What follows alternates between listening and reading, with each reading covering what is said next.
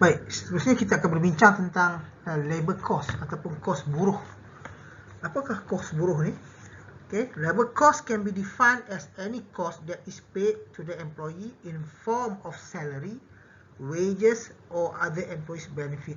Maksudnya, segala jenis bayaran yang diberikan kepada pekerja sama ada berbentuk upah, gaji, emolumen atau apa saja berbentuk faedah yang setara dengan wang sebagai tujuan untuk membalas atau usaha yang telah diberikan oleh pekerja. Itu definisi kos buruh lah, kos buruh. Baik. Dalam isu ataupun perkara tentang buruh ataupun pekerja, terdapat 4 yang kita boleh klasifikasikan sebagai jenis pekerja. Yang pertama adalah full time employee, iaitu yang diketahui sebagai sepenuh masa lah, pekerja sepenuh masa. Itu majikan mengambil pekerja secara sepenuh masa dan diberikan gaji secara bulanan. Ini full time. Di samping faedah-faedah yang dinikmati sebagai aset syarikat. Yang ni semua benefit dapat. Itu panggil sepenuh masa. Sepenuh masa. Yang kedua adalah temporary ataupun sementara. Majikan mengambil pekerja secara sementara bagi mengisi jawatan kosong atau membantu untuk sesuatu tempoh. Di-hire ataupun diambil bekerja untuk menyelesaikan sesuatu tugasan saja dan ada tempoh. Itu dipanggil pekerja sementara. Habis selesai tu, maka habislah dia. Manakala part time ataupun sambilan, majikan mengambil pekerja secara sambilan berdasarkan jam yang telah ditetapkan. Kadang-kadang kalau macam kita perlukan staff untuk part time untuk ada function dan sebagainya, maka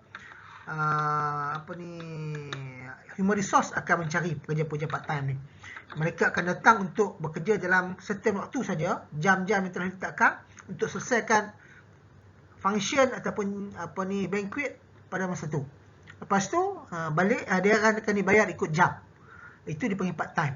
Dia beza dengan temporary sementara. Dia sementara ni dia panjang lagi. Dia ikut task lagi, task tu berlaku, maka dia akan bekerja di situlah. Tetapi kalau part time, dia ikut jam. Ikut jam kerja. Itu beza dia. Kerana orang sebut temporary, ada setengah orang sebut part time. Jadi kita kena clarify benda tu. Takut lagi kita tak faham terminologi dia. Dan yang seterusnya adalah kontrak. Majikan mengambil pekerja secara kontrak bagi menyelesaikan satu tugasan. Baik, kontrak ni kita award dia, sign kontrak. Okey, mai kerja untuk certain masa, habis tu habis.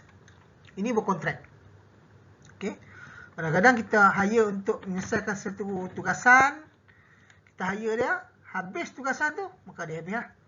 Dia ada berfungsi pada satu-satu ni saja, satu-satu tugas dan berkontrak, dia sign kontrak.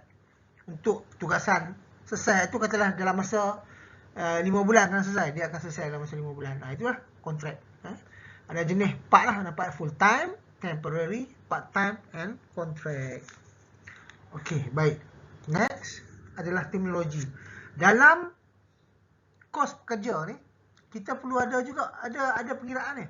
Jadi sebelum kita nak mengira, kita perlu tahu dulu terminologi ni agar masa kita mengira nanti dia mudah. Okey, dan kita faham dan mudah untuk kita nak mengira nanti. Yang pertama adalah rate per hour, iaitu how much an employee is paid for every working hours. Kadar bayaran pekerja untuk setiap jam. Bagaimana kita nak bayar? Setiap jam berapa ringgit kita bayar. Kita tetapkan kadar bayarannya. Yang kedua adalah working hour, iaitu total number of hours that an employee completing his or her work on that particular day, iaitu jumlah jam yang telah dilengkapkan oleh pekerja semasa menjalankan tugas. Contoh dia bekerja satu hari tu katalah 6 jam ataupun 8 jam. Itu masuk working hours. Total payment pula adalah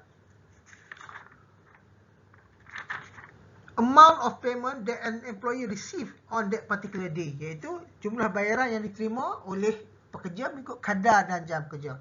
Jadi kadar kita dah tahu, jam kerja berapa banyak dia dah bekerja, maka total payment adalah apabila keduanya didarab, kita akan dapat total payment. Itulah formula tu. Total payment bersama dengan rate per hours. Okay, rate per hour darab dengan number of working hours. Okay, itu kena faham tu. Rate per hour kita kena tahu kadar, working hours berapa jam dia bekerja, dan untuk kita tahu jumlah tu, maka perlulah didarabkan rate per hour dengan working hour. Okey, itu terminologi dia. Baik, contoh pengiraan kos buruh. Mr. Jija work at Shangri-La Hotel, Kuala Lumpur as a banquet staff. He works from 6 PM until 1 AM. Ni kerja banquet ni. Kerja banquet function lah. Dia masuk pukul 6 petang untuk serve ni. Sampai pukul 1 pagi dia clearing lah. And AM every weekend. Every weekend maksud dia sama ada ni di mana? Di KL. KL masuk weekend Sabtu dan Ahad lah. So 2 hari ni dia buat part time lah. Banquet staff. He works from 6 PM 6 petang hingga 1 pagi. Every week. So 2 hari seminggu lah. He receive payment RM5 per hour. Di 1 jam dia dapat RM5. So kita dah tahu situ kita ada masa dan kita ada berapa kadar dia. Soalan yang pertama, how many hours he works for Saturday? Maksudnya hari Sabtu saja. Dia bekerja 6 petang sampai pukul 1 pagi. So 6 sampai 1 pagi dia berapa? 6 sampai 7, 8, 9, 10, 11, 12, 1. 7 jam. 7 jam. So 7 jam dia bekerja untuk satu hari, iaitu hari Sabtu. How many hours he work for entire weeks? Kalau entire weeks maksudnya apa? Dalam masa seminggu, maksudnya 2 hari dia bekerja, iaitu hari weekend kan, Sabtu Ahad. So Sabtu Ahad 7 jam, satu hari dia bekerja, darab dengan 2, 14 jam. So dalam seminggu tu dia bekerja 14 jam. Itu cara kita nak kira lah. Yang ketiga adalah how much payment he receive daily. Di atas hari dapat berapa. So apa dia punya formula tadi? Rate per hour darab number per hours daily tu yang kita kira tadilah. So rate dia RM5. Berapa jam dia bekerja satu hari? 7 jam. So RM5 kali 7 jam bermaksud satu hari dia dapat RM35. Hari Sabtu saja. Tu dia dapat RM35. Soalan yang seterusnya, how much payment he receive for entire month? Dia akan dapat berapa banyak dia dapat sebulan? Kita nak tahu Kalau sehari dia dapat RM35 kan, untuk satu hari hari Minggu. So kita kira macam ni. RM5 dia dapat satu jam, darab dengan 7 jam satu hari. Kan? Satu hari kan 7 jam dia buat kerja. Darab dengan berapa? 8 hari. 8 hari ni bagaimana kita dapat? Satu minggu 2 hari dia bekerja. So satu bulan ada 4 minggu, anggaran 4 kali 2 8. Jadi 8 hari lah anggaran dia bekerja. Jadi dia bekerja dengan kadar yang sama, RM5, dan masa pun sama. Kan? So RM5 darab 7 jam darab 8 hari. Jadi jawapan dia dalam masa sebulan dia buat part time dekat Hotel Shangri-La Hotel Kuala Lumpur, dapat gaji ataupun dapat bayaran upah RM280. Itu dia cara mengira kos buruh. Baik. Sekarang kita masuk dekat employee compensation. Compensation iaitu pampasan. Pampasan ni sebenarnya kalau setengah orang ni ingat pampasan ni kena satu dapat. Bukan, pampasan ni maksudnya apa yang syarikat bagi dekat pekerja, sama ada dalam bentuk nyata wang ataupun dalam bentuk benefit yang lain. Kan? So ada dua dekat sini, iaitu current compensation dan juga deferred compensation. Current compensation ni adalah pampasan semasa ataupun benda yang berlaku semasa. Okay?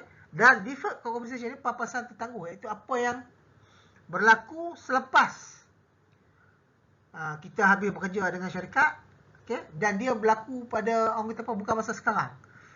Dia berlaku apabila kita tamat kerja, kita akan dapat lah.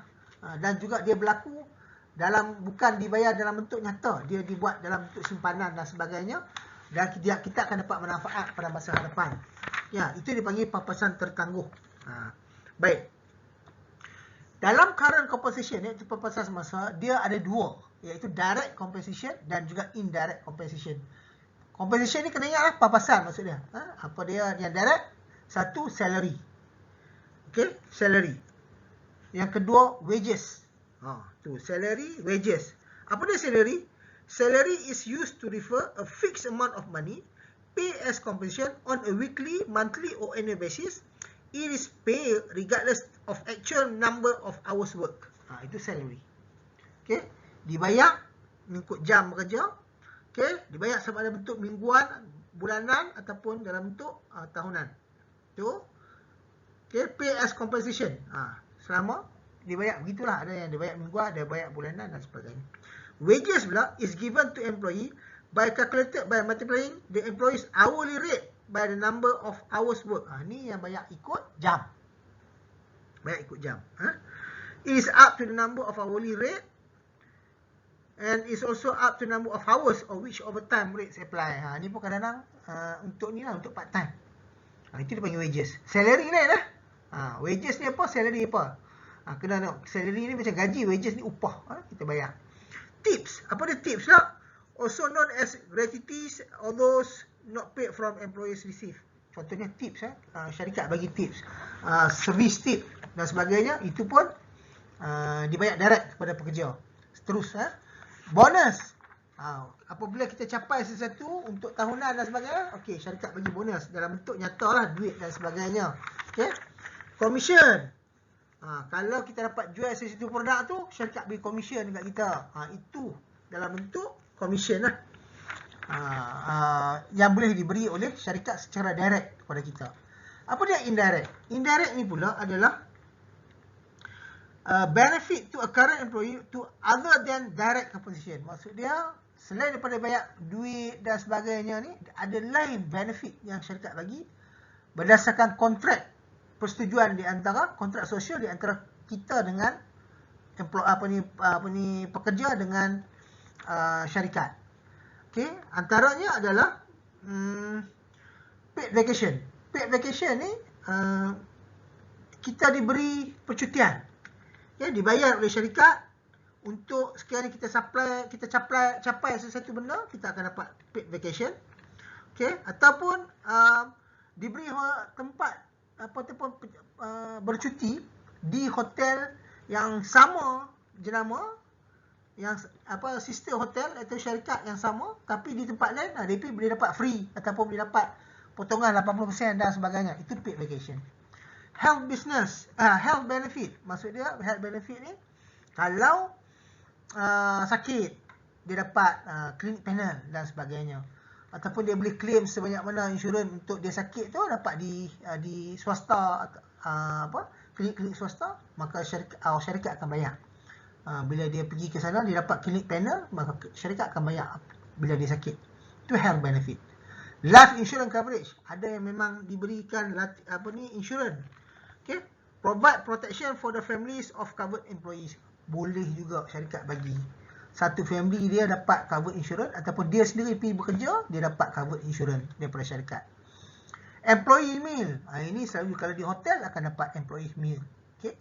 Selalunya bila dia ada cafeteria, kita akan makan, sama ada bagi kupon, ya, dapat, dan semua tu ada kos yang ditanggung oleh syarikat. Ini untuk kebajikan pekerja. Recreational facilities. Yang ni pun ada disediakan. Kalau macam resort, dia ada sediakan tempat untuk gym dia, untuk recreation lah. Main dia ada side pool, okey, dia ada dart, dia ada tempat staff nak relax. Itu pun ada, memang disediakan. Okey, ada yang sampai hotel pun bagi swimming pool, exercise facilities untuk staff dia buat, especially yang di resort lah, yang duduk di hujung-hujung ataupun duduk di tempat yang terpencil, resort terpencil, maka fasiliti ni disediakan oleh hotel ataupun resort tersebut kerana tak mau bagi staff boring lah duduk di satu tempat tu kan. Jadi dia boleh share, dia boleh pakai benda tu. Dia bagi offer pada staff lah untuk guna dan sebagainya. Special discounted rate pun sama. Ke mana tempat, contohnya kalau kita nak kita bekerja di hotel, katalah Hilton di Malaysia, di KL, tiba-tiba ada kita nak pergi ke mungkin kita nak pergi ke Singapura ataupun kita nak pergi ke US dan sebagainya, tapi ada Hilton juga, maka kita ke sana kita dapat discounted rate dan sebagainya. Ini kemudahan-kemudahan yang disediakan oleh hotel ataupun syarikat kepada staf dia. Ini semua untuk membalas jasa staf lah, kerana sanggup bekerja dengan efisien. Jadi dia berbagilah reward begini. Dan ada juga living accommodation ni selalunya kita bagi pada eksekutif ke atas lah. Hotel banyak bagi pada eksekutif atas. Ataupun contoh executive chef. dia di hire oleh hotel luar negara.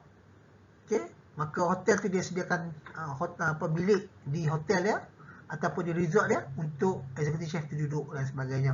Jadi living accommodation ni diberi kepada eksekutif juga dan juga kepada staff, dia buat hostel. Ini pun salah satu daripada papasan kepada staff. Dia sediakan hostel untuk staff duduk, okey, dengan tidak ada bayaran potongan dan sebagainya. So senang lah. Dan juga dia sediakan shuttle untuk ambil staff dan sebagainya ke tempat kerja dan sebagainya. Itu semua provided by the hotel. Itu dipanggil indirect compensation. Bagi deferred compensation pula adalah compensation received by employee after the conclusion of his or her period of employment. Macam ni lah. Dia dah bekerja lama, ada caruman EPF, okay, ataupun KWSP ni 11%, 8% ataupun 9% dibayar ke dalam KWSP dia. Nanti bila dia habis bekerja, pada umur sekian umur, dia akan boleh bawa keluar duit tu. Itu dipanggil deferred compensation. Dan ataupun SOCSO, yang mana dicarum setiap pekerja SOCSO, maka apabila berlakunya kemalangan dan sebagainya, maka SOCSO akan terus cover yang mana yang berlaku kemalangan dan sebagainya tu akan dapat dibantu oleh SOCSO. Ini semua adalah papasan tertangguh yang mana kita tak dapat lagi sekarang, tetapi pada hujung ataupun apabila berlaku sesuatu, maka deferred compensation akan membantu. Jadi kepada yang kita nak bekerja, nak mencari pekerjaan ni, kita kena lihat benda-benda ni lah. Perkara ni, apa yang selain daripada gaji yang ditawarkan, ya pastinya kita mencari gaji yang menarik lah, yang sesuai dengan kita, yang kita rasa kita boleh bersesuaian dengan kemahiran kita. Kita juga kena lihat indirect compensation. Adakah apa lagi yang dia dapat? Kalau reward sampai berapa point dia bagi? Special point. Kalau hotel dia ada point. Kalau busy dia bagi point tinggi. Okey. Kalau, dan juga kita kena tengok, saya dapat tak SOCSO? Saya dapat tak EPF? Ini semua kita kena tengok. Kalau benda ni semua kita dah tengok betul dan kita rasa tawaran syarikat tu nampak menarik, maka kita terimalah pekerjaan tu. Kita barulah kita rasa setanding dengan apa yang kita kerja. Baik. Dalam menentukan kos buruh ni, ada perkara-perkara yang menjadi penyumbang kepada kos buruh ni, naik atau turun. Naik atau turun kos ni dia berapa ya? Itu yang pertama adalah labor turnover rate. Okey. Labor turnover rate ni adalah pusing ganti pekerja. Maksud dia satu syarikat tu berapa ramai orang berhenti masuk kerja, itu dipanggil pusing ganti. Okey, masuk kerja duk sat berhenti. Masuk kerja dia jadi proses ambil pekerja, lepas tu berhenti, ambil lagi pekerja, dia melibatkan kos buruh naik dan turun. Jadi kalau high turnover, maksud dia pusing ganti tinggi. Ramai sangat orang berhenti kerja, maka akan terlibatlah higher labor cost. Sebab apa? Bila berhenti, kita terpaksa cari part time, kita terpaksa cover gitu. Dan itulah yang menyebabkan kos dia melambung. Training, apabila kita dapat pekerja yang kurang mahir, kita kena hantar training. Kena hantar latihan. Bagi tingkatkan dia punya kemahiran dan sebagainya, maka itu juga melibatkan kos latihan dan sebagainya. Jadi, kalau kita ambil pekerja yang kurang experience, kita terpaksa menanggung kos latihan sikit lah. Dan labor legislation ataupun perundangan pekerja. Okay, sekarang ni banyak dah terlibat. Mesti bekerja, mesti 1,500 ke atas, 1,800 ke atas. Jadi semua tu adalah implikasi dia ada pada syarikat. Yang mana dulunya tidak ada sekatan tu. Jadi ada yang dibayar di bawah gaji yang sebenar. Jadi bila sekarang kerajaan letakkan 1,500 mesti ke atas, maka kos buruh pun mereka akan meningkat lah di situ. Okay. Seterusnya ada labor contract atau kontrak pekerja. Baik. The present or absence of labor contract will always be an important factor affecting labor costs. Where employees are organized and labor contract exists, wages each category of employee are likely to be higher than they would be in absence of a union. Provision in the labor contract that limit management freedom to change their rules Such contract typically restrict management ability to arbitrarily alter the duties of an employee in a particular job category. Baik, sesuatu pekerja kontrak ni kita set dengan kontrak. Jadi kadang-kadang bila kita tidak betul-betul mendalami kontrak tu, kadang-kadang sesuatu benda yang kita buat tu tidak termasuk dalam kontrak dan pekerja tu tak nak buat. Maka itu juga melibatkan kos. Dan dari satu aspek lagi, kalau pekerja kontrak ni kalau kita nak ambil, selalunya sama ada orang tempatan ataupun orang daripada orang pekerja asing. Kalau orang tempatan, kita ada set kontrak, tiba-tiba kontrak tak masuk, tak merge dengan kita punya kehendak, maka akan ada dekat situ ada kekurangan, maka kita kena cari perkara lain untuk betulkan mana yang ada kosongan, yang mana ada breach kontrak tu. Dan pada pekerja asing juga, nak bawa masuk pekerja asing untuk bekerja apa? Ada kos tambahan di situ. Kan? Lepas tu kita nak nak sediakan tempat tinggal dia dan sebagainya, maka itu semua adalah isu-isu dalam pekerja kontrak. Seterusnya adalah outsourcing. Outsourcing ni adalah bagaimana kita kita outsourcekan projek kita ataupun tugas kita kepada luar. Mungkin sebab kita tak cukup kepakaran, maka kita terpaksa ambil orang luar untuk buat. Contoh satu, kalau pastry, daripada kita nak buat dengan masuk peralatan dalam kitchen dan sebagainya, kita tak boleh buat dan kita kena ada tenaga kerja yang mahir untuk buat pastry, adalah lebih mudah dia outsource. Iaitu ambil daripada syarikat luar produk-produk yang dah siap, maka kita letakkan saja dekat restoran kita ataupun dekat hotel. Itu antara produk-produk yang boleh membantu turunkan kos operasi. Maka labor cost pun akan turun sebab kita hire orang luar, kita tak ambil staff dan juga peralatan yang banyak untuk buat barang pastry. Kita just ambil outsource daripada luar masuk okay? Itu pun akan mengurangkan kos labor dan juga kos operasi. Next adalah sales ataupun volume. Baik, sales ni sebenarnya ada sangat kaitan dengan pekerja. Apabila sales tinggi, pekerja itu menjadi lebih efisien. Pekerja akan dapat buat produk yang banyak. Jadi sales lebih tinggi. Tetapi apabila sales kurang, maka pekerja membuat kerja di bawah produktiviti. Itu pun merugikan syarikat. Jadi sebenarnya pekerja ni sebenarnya kita kena tahu seorang pekerja mampu untuk buat apa, mampu untuk menghasilkan apa, mampu menghasilkan produk sebanyak mana. Itu kita kena tahu sebagai seorang pengurus ataupun penyelia, kita kena tahulah. Dan kita tak boleh buat terlalu banyak, tak boleh bawa pekerja banyak tapi sales kurang. Dia mesti seiring di antara jualan dengan sumber tenaga kerja yang akan buat produk untuk jualan. Okey. Nah, seterusnya adalah part-time staff. Part-time staff pun juga memainkan peranan. Okey. Sekiranya kita dah ada staff, tetapi staff kita masih tak cekap, kita perlu terpaksa double up usaha, maka kita terpaksa ambil part-time staff. Apabila kita tambah part-time staff, maka dia akan menyebabkan kos pekerja akan meningkat.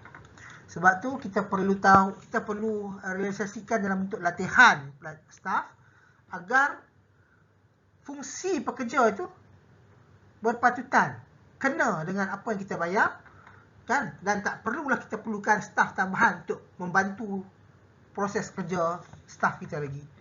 Kalau dia yang cekap, kalau tidak cekap, memang kita terpaksa mencari part-timers untuk bantu pekerja tersebut. Okey, untuk menguruskan dengan production kita untuk menjadi lebih efisien. Next adalah lokasi. Lokasi ni penting. Kalau hotel ataupun syarikat yang dibuka dalam pekan, dalam town, gaji dia mesti mahal, mesti tinggi sebab kawasan tu di kawasan tu adalah kawasan pekan, bandar, dan juga gaji itu mengikut keadaan ekonomi di bandar.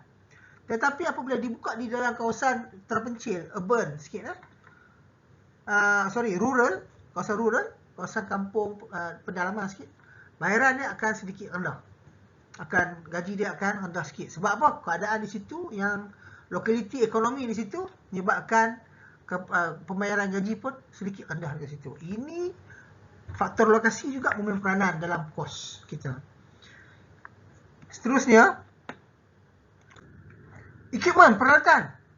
Sekiranya equipment peralatan kita up to date, okay, high tech, maka kos buruh akan turun. Sebab apa? Tak memerlukan pekerja yang terlalu mahir untuk membuat satu tugasan kerana mesin dah boleh buat. Kita just buat sikit-sikit, monitor, dan kita jadi sebagai pembantu untuk buat bagi mesin tu menjalankan production. Jadi kita tak perlukan memerlukan pekerja yang mahir. Jadi kos bawah rendah dekat situ. Seterusnya adalah layout, susun atur. Bagaimana kita menyusun tempat kita tu, okey? Bagaimana kita meletakkan layout bahagian sesuatu unit dalam kitchen kita tu sebenarnya memainkan peranan. Apabila dia jauh, dia memerlukan 2 orang staff. Apabila dia dekat, kita boleh combine tugas menjadi satu. Jadi itu semua adalah faktor-faktor yang kita kena lihat masa kita design kitchen, kita design layout ataupun unit dalam kitchen kita. Kalau dia terlalu jauh, maka kemungkinan seorang tak boleh bekerja dekat situ. Dia terlalu besar, mungkin 2 orang. Jadi fungsi-fungsi tugasan pekerja itu perlu dilihat apabila kita membuat susun atur dalam kitchen kita, unit kita masing-masing. Seterusnya adalah persediaan. Baik. For establishment, okay, which offers minimal preparation will result a minimal labor cost. Okay. Meanwhile, the establishment apply complicated preparation method will have to pay higher labor cost. Seperti yang kita bincang tadi. Okay, kalau melibatkan persediaan preparation untuk production tu tinggi, maksudnya kena banyak bersedia lah. Dia barang ni semua pakai yang fresh, yang bukan yang instant lah. Jadi dia perlukan proses yang banyak, maka kita perlu pakai staff yang banyak. Dan dia perlu memerlukan kemahiran yang tinggi. Jadi kalau barang yang preparation yang mudah, persediaan yang mudah, ataupun kita banyak guna instant, maka dia tak memerlukan staff yang berkualiti tinggi. Kita boleh guna sebab dia dah kurangkan proses. Untuk jadi high quality tu, kita dah kurangkan proses, kurangkan skill, maka kita boleh ambil pekerja yang separuh mahir saja. Jadi kos dekat situ boleh bermain tinggi atau rendah. Kalau kita ambil staff yang very high capable, high skill, maka kita kena bayar lebih lah. Kalau kita ambil staff yang semi skill ataupun staff yang biasa, yang boleh bekerja dalam bentuk general, maka kos dia taklah setinggi mana yang dibayar oleh kos pekerja yang berkemahiran tinggi. Itu preparation. Next adalah servis ataupun perkhidmatan. Okay, perkhidmatan ni pun for establishment which offers full service operation will result a higher labor cost. Meanwhile, the establishment apply counter service method will have to pay lower labor cost. Tengok.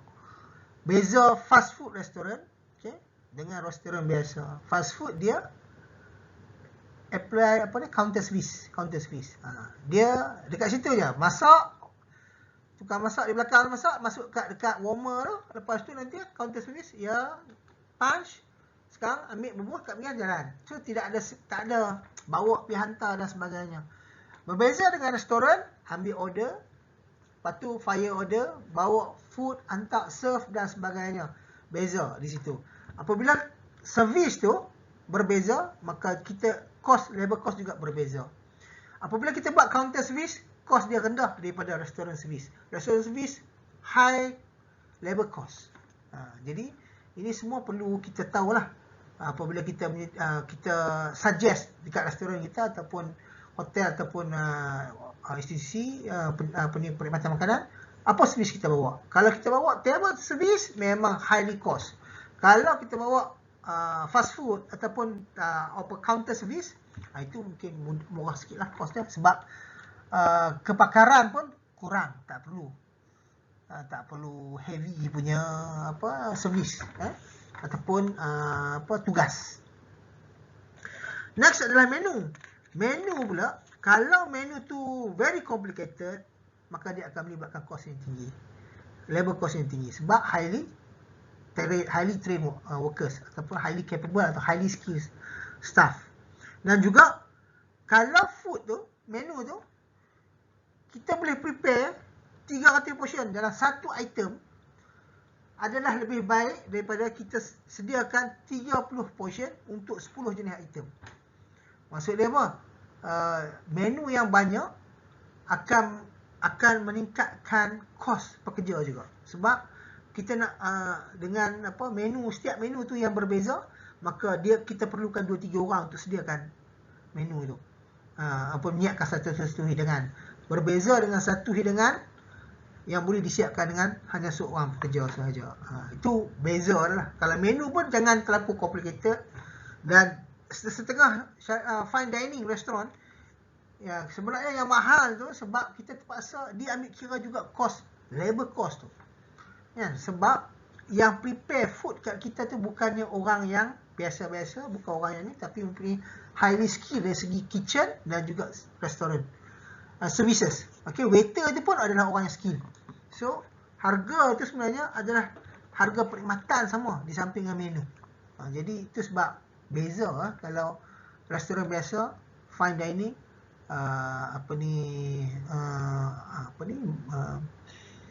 counter service dan sebagainya. Menu pun memain peranan dalam turun naik harga.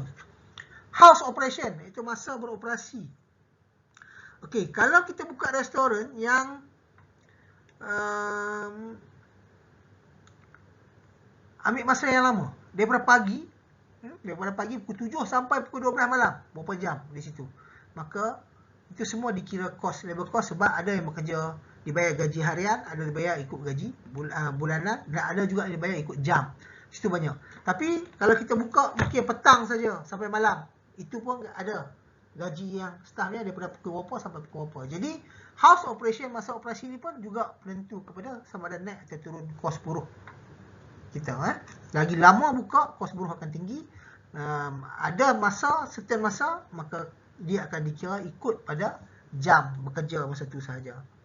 Weather, cuaca juga adalah berkait. Okay?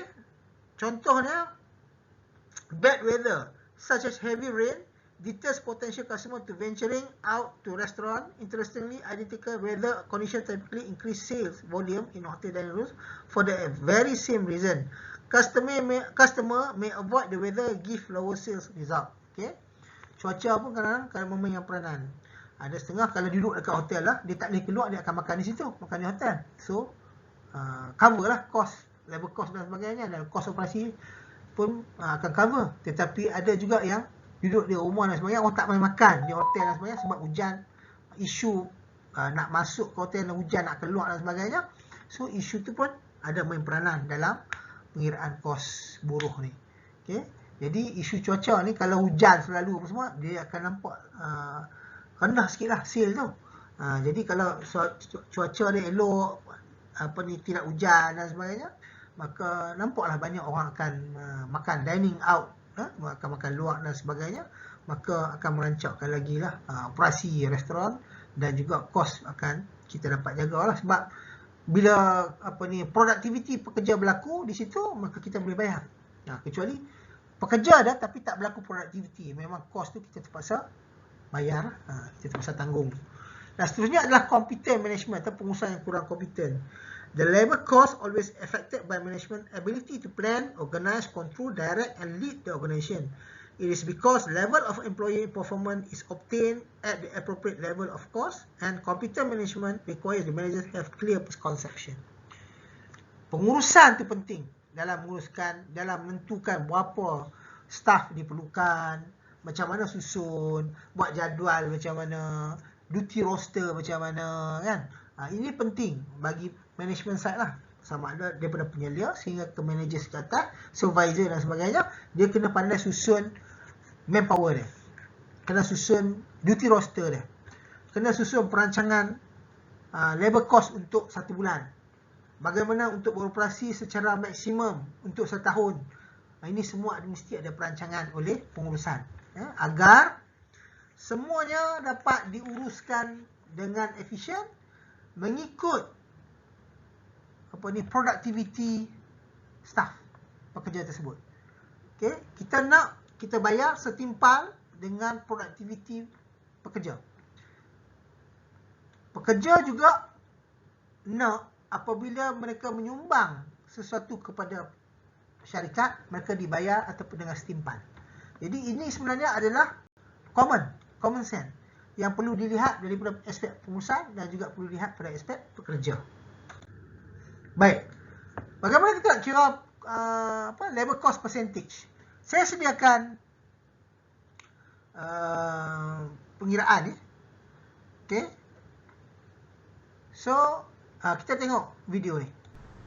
Okey, bagaimana kita nak mengira kos peratusan? Bagaimana kita nak mengira kos peratusan pekerja? Pekerja kita Berapa bilangan pekerja kita dibahagikan dengan jualan dan kita nak dapatkan peratus. Kenapa kita perlu tahu peratus ni? Kerana kita perlu tahu peratus ni untuk dibandingkan dengan keadaan ataupun apa yang telah ditetapkan oleh industri bahawa kos efisien pekerja dengan jualan. Bagaimana kita nak mengira? Setelah kita kira setelah kita kira pada kos pekerja yang lepas, iaitu mengikut seorang pekerja adalah 1,200. Kita darab dengan kita ada 5 orang pekerja, berjumlah 6,000 RM. Jadi kita rujuk pada point of sale kita. Kita rujuk pada point of sale kita, ataupun mesin point of sale kita, ataupun daripada buku jualan kita, menunjukkan bahawa jualan kita adalah sebanyak 30,000. Okey. Dan kos pekerja tersebut 6,000 bagi 30,000 bagi 30,000 darab 100. Kira. 6,000 bagi 30,000. 6,000 bahagi 30,000 Jadi darab kos 100. Jadi kos untuk peratusan pekerja untuk perniagaan kita pada bulan itu adalah 20. Kos ini, jadi kos ini kita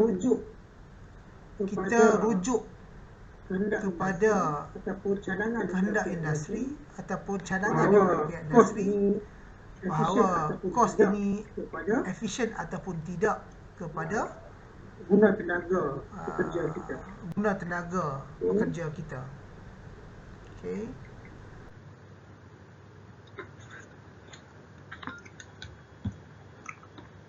Okey.